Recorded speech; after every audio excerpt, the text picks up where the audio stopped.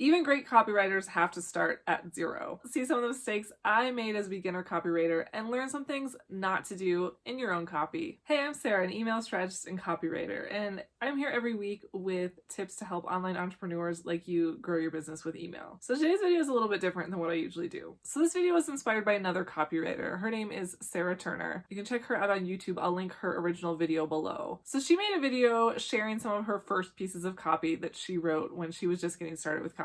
And I thought that was such a fun idea because it's such a great way to go back and reflect on like how much you've grown as a copywriter, because we all start as kind of bad copywriters because it's just like any skill, you've got to learn it. But I also thought it would be a fun way to teach you some things not to do in your copy so you can learn from the mistakes that I've made in the past. And who knows, maybe past Sarah actually did some stuff right that we can highlight too. I'm not going to be reacting to work that I did for clients because honestly, I don't know where my earliest client work ended up. A lot of it was emails, there were some product descriptions, and I don't know where it is on the web anymore. I'm not even sure if I know where it is in my Google Drive anymore. But this is something that's kind of fun in another way. Before I was a copywriter, I actually had another online business. I had an Etsy shop where I was selling hand-dyed yarns. So in a way, I was my first client because as I was learning about copywriting and leaning into doing it as a service for other people, I was experimenting in my own business. So let's just dive into it. All right, so let's take a look at my very first website. So this was for my yarn business. Off the bat, you can see one of the big mistakes I see, it's more of a design mistake.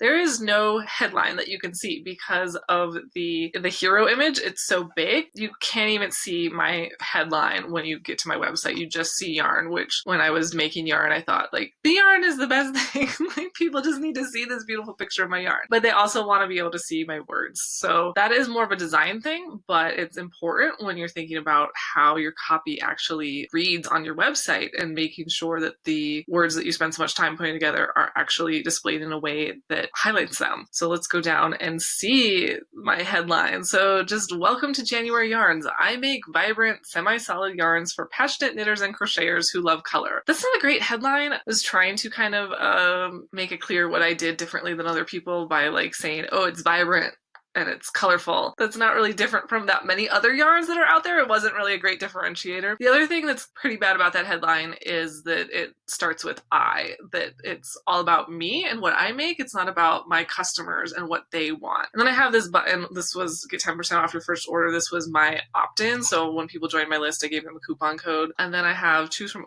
over 40 unique colorways and 7 different yarn bases for your next show-stopping project. And then these link off immediately to other pages on my website, which again, I would not super recommend because that's not really what I want people doing when they land on my website. I either want them on my email list, which would be this button here, or I want them going to my shop or my Ravelry group. Like even just looking at this page, I can see how many calls to action there are, and it's making me cringe. I'm asking them to do 7 things right here as soon as they land. It's not really clear. There's no hierarchy. I mean, this one does stand out a little bit, but even that, like, it's gray. Like, it's just blending into the site so much. Like, I don't know why I didn't bring any of this color into the buttons or design of this site at all, because these buttons too they don't even look like buttons. Like, they barely do anything. So that's another kind of design thing that matters so much when you're doing the copy, that it's like, what is the next step, and is it clear when someone lands what they're supposed to do next? This homepage is kind of a mess for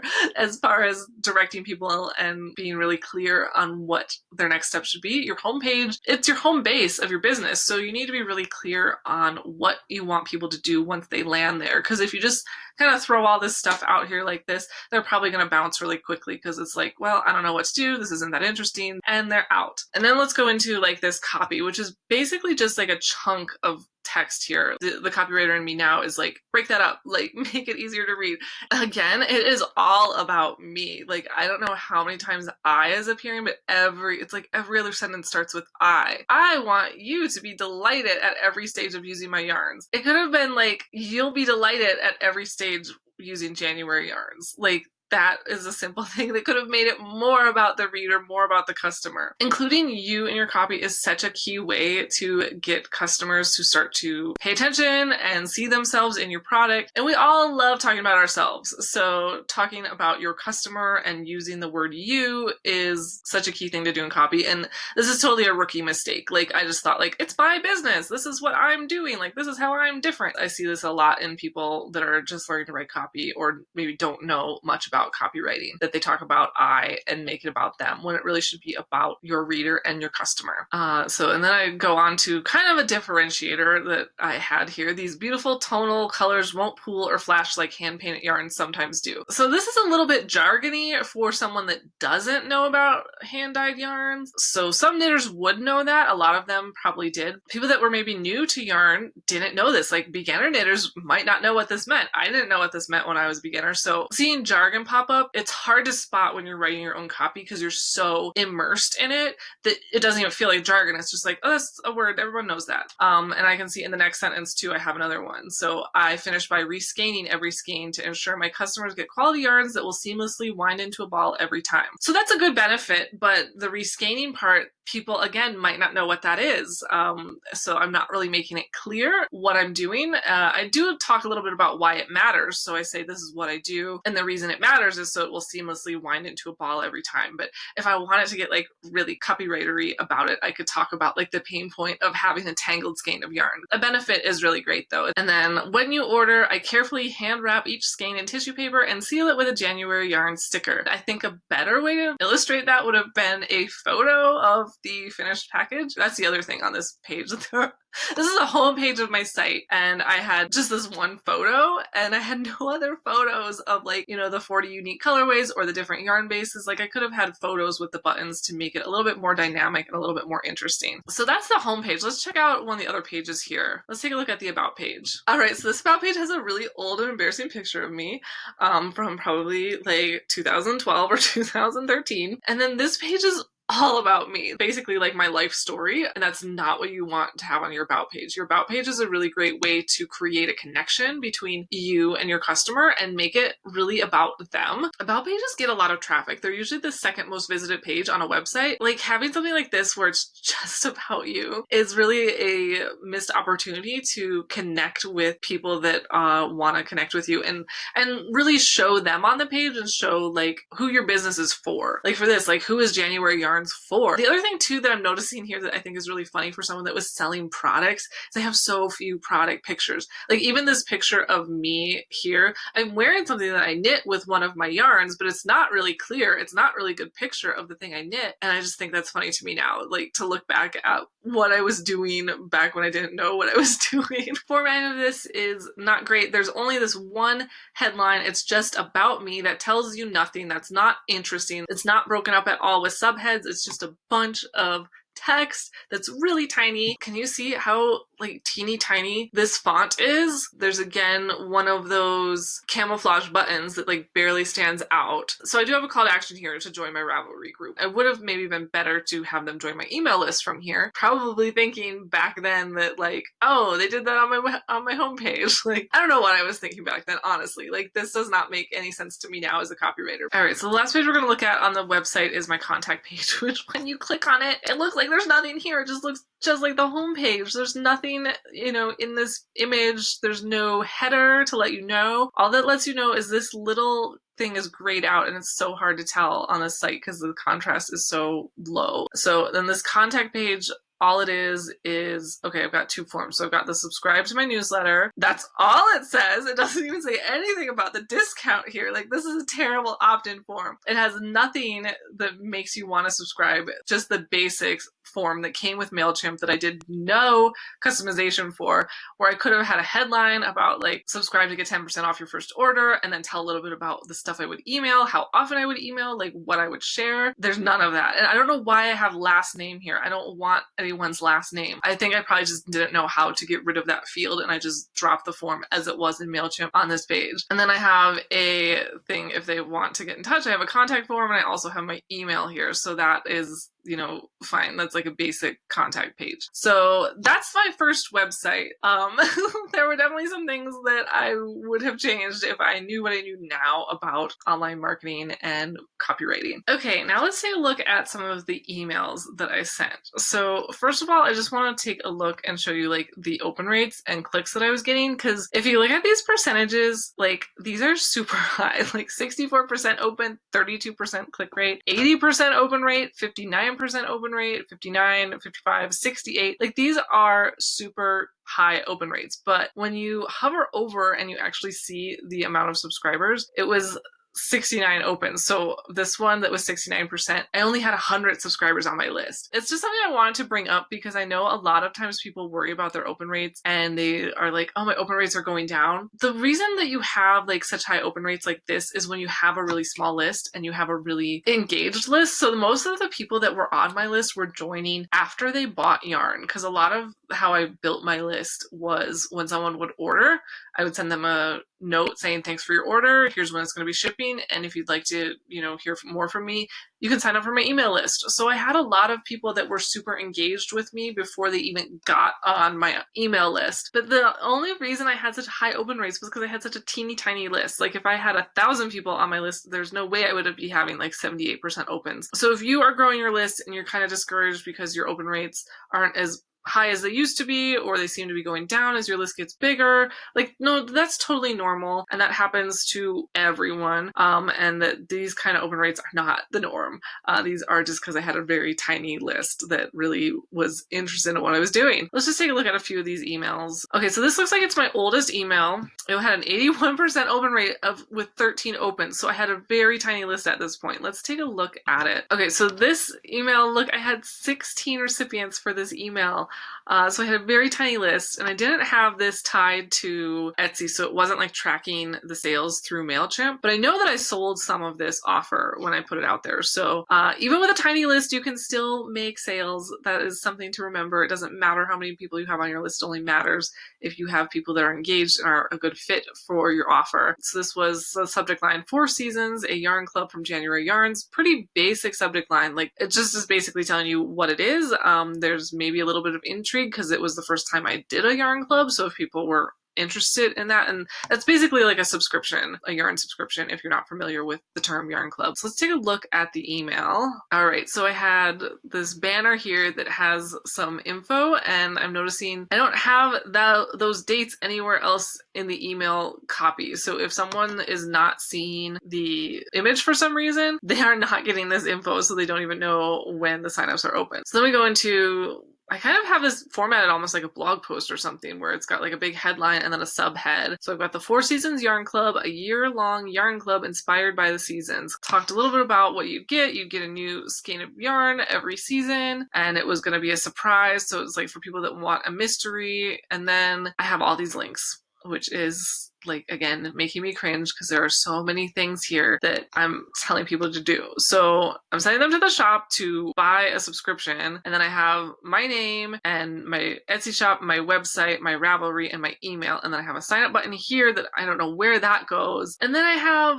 like 3 options. So I didn't even tell people like one thing to buy. I gave them 3 different ways to buy the same thing, which is really confusing. And I probably would have sold more if I made this a little clearer, if I was just like, buy 1 month at a time or buy 1 year at a time. Like, it's super confusing, this email. I would not recommend having this many options in any one email. One email needs to have one job and one call to action. And this one is just not it. This is really confusing if someone is brand new and doesn't know what it is I'm selling. All right, so I found this email that I thought was kind of fun because it was like my take on, sometimes people will tell you for like creating content, like talk about something that drives you nuts about your industry. And this one, the subject line was "the dyeing mistake I can't stand." And it was me talking about other dyers that would sometimes sell yarn with white spots. And I think I might even have a picture of one. Yeah, so this is like what I'm talking about. So just to take a look at the email, I have this like banner that I had in every email. I thought I had to have a banner at the top of all my emails. You don't have to have a banner.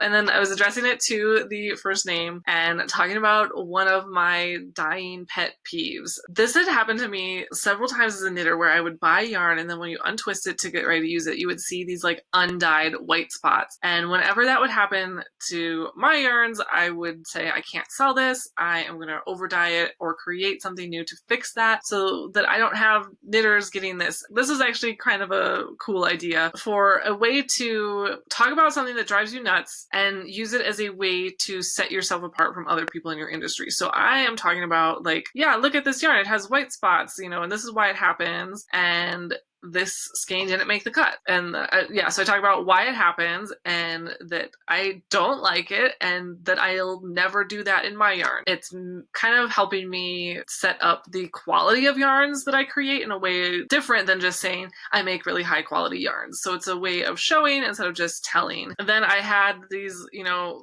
that sometimes these yarns become mistake skeins that I over dye and they become special one of a kinds. And then I even had a few in the shop there. So I'm like pretty proud of past Sarah for this email. Like she was doing all right with this one. This one is actually kind of a fun email and I actually kind of like it reading it back now. The things that I might change if I was doing it again is I would definitely change up the formatting here. I think it would be a little bit better if I had made those links a little, called them out a little better, formatted them so that it's like bold and people can see, okay, that's where I want to go. Also break up these paragraphs so that it's not so much if someone's scrolling on their phone. But like overall, this is not a bad email. All right, let's take a look at one more email. Let's do this colorway inspiration one that had a 73% open rate and a 15% click rate. I do not remember what this email was. Okay, so we have the subject line here, behind the scenes colorway inspiration.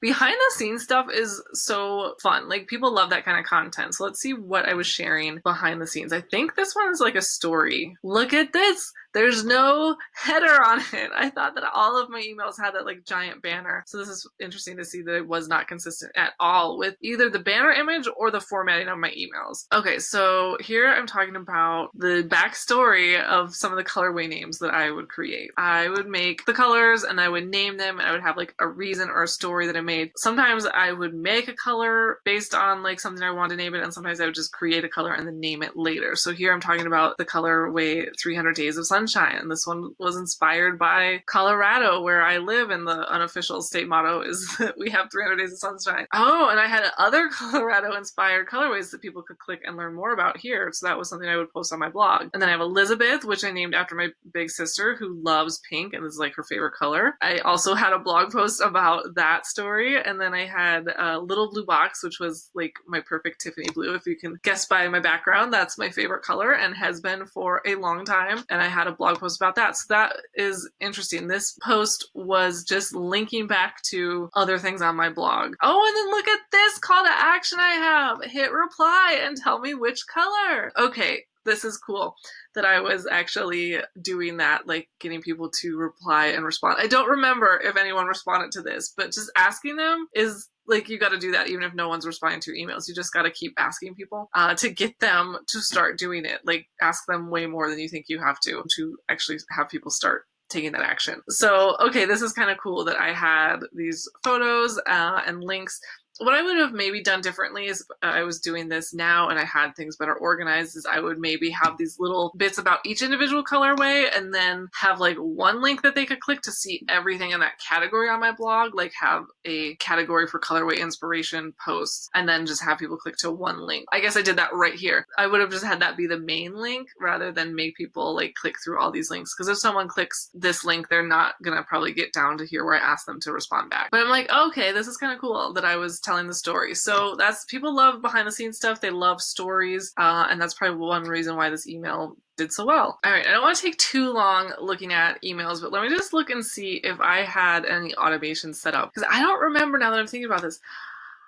No automations. Okay, so I was committing like the #1 email marketing sin of not having a welcome email or a welcome sequence. So that is a huge mistake I made back then. I think what I did to like deliver the coupon code that people got when they signed up, I think I just had it in like the automated confirmation email. I just like pasted it in like, here's your code. And so I didn't do any kind of follow-up, and I did not have any kind of like strict schedule. I don't think I emailed on a regular, I don't remember how often I emailed. I think maybe once or twice a month. When people would join, they might go a month without hearing from me. So that is something that I would definitely do differently, and I do differently now in my own business, that I have my welcome sequence set up, and it's a really important sequence for every business owner to set up. So that's funny to see that I did not do that back when I was doing emails for this business. But yeah, so that's a look at the old email marketing that I did for my first business. So yeah, that is some of the first copy that I ever wrote. I know this video was different than what I usually do, so let me know what you think. If you hated it, tell me, and we'll never do this again. And if you did like this style video with the over-the-shoulder copy reviews, let me know. If there's other copy you'd like me to react to or review,